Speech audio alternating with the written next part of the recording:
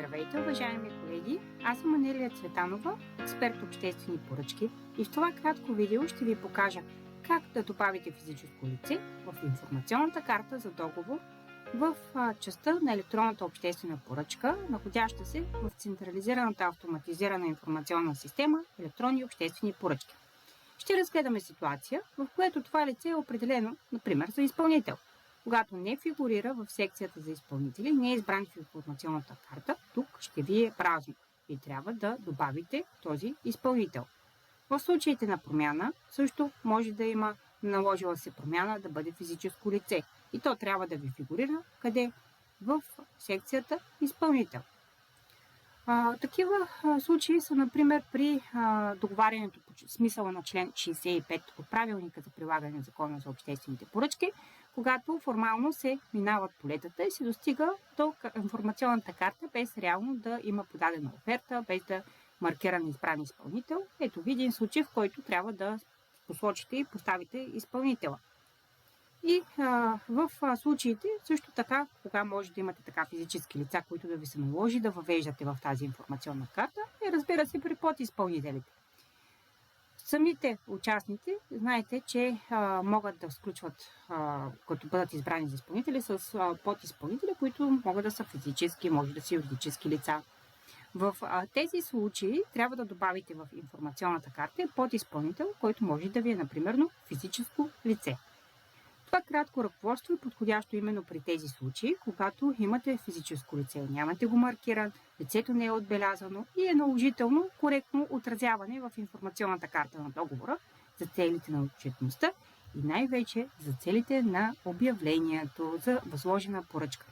Защо ви е важно? Защото тези две полета са от изключителна важност за обявлението. Прехвърлят се вътре и в секция организации се добавят нови графички, в които после трябва да се допълнят в връзка с данните на участниците или подизпълнителите.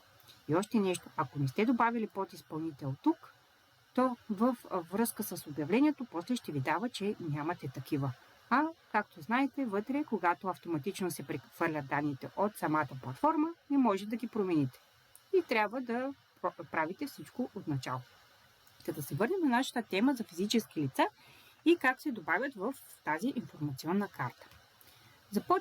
Започваме с първата част на изпълнителите. Тогава, когато имате физическо лице и не ви се отразило от системата, в секция промени изпълнител, сега ще премахнем този и ще си отидем на бутончето добави, където вие в поленцето в наименованието за ЕИК номера въвеждате символ. Например, обикновен символ един, това може да ви е някакво тире. Ето, сега въвеждаме едно тиренце. Даваме бутончето провери. Това се прави вместо ЕИК на юридическо лице. Знаете, че тук в случая като физическо лице то няма ЕИК номер.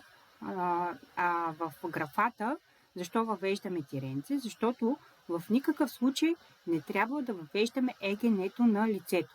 Системата не го изисква, не трябва да се добавя поради защита на личните данни и още повече това нещо се публикува директно във външната част на поръчката. Така че тук в никакъв случай не посочвате ЕГН-то на лицето. Давате бутончето провери, дава ви, че не е идентифициран този стопански субект и поставяте името, примерно Иван Иванов. Запазваме името на физическото лице и по този начин, виждате, променихме изпълнителя от юридическо на физическо лице.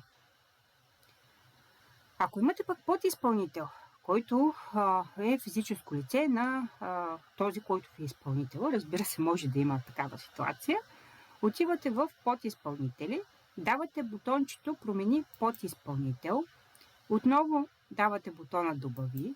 В случая това, което не трябва да правите, ако имате вече този символ, да го поставяте отново.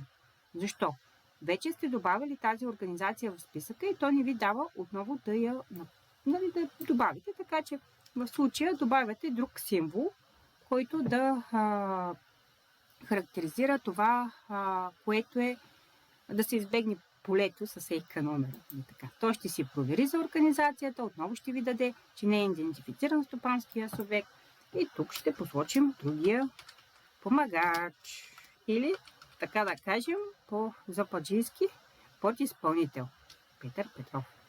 Даваме бутончето за позив. Разбира се, може да бъде и още един подизпълнител да има. Тогава сменяте с друг символ, ако ви е физическо лице, нали? Просто за да може да не се преповтарят, защото няма да може да въведете следващо физическо лице.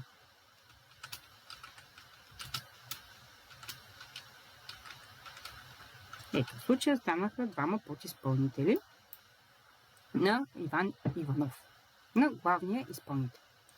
Не забравяйте после да си сейфите нещата са запазени на чернова и да продължите да отразявате в останалите секции.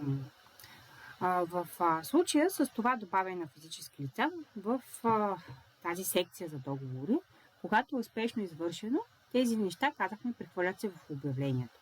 Не забравяйте също така, че тази секция е много важна по отношение на тази техническа коректност, която се прехвърля при несъответствията в обявлението. Така че, благодарим ви, че гледахте настоящото видео и ви пожелаваме хубав и успешен ден!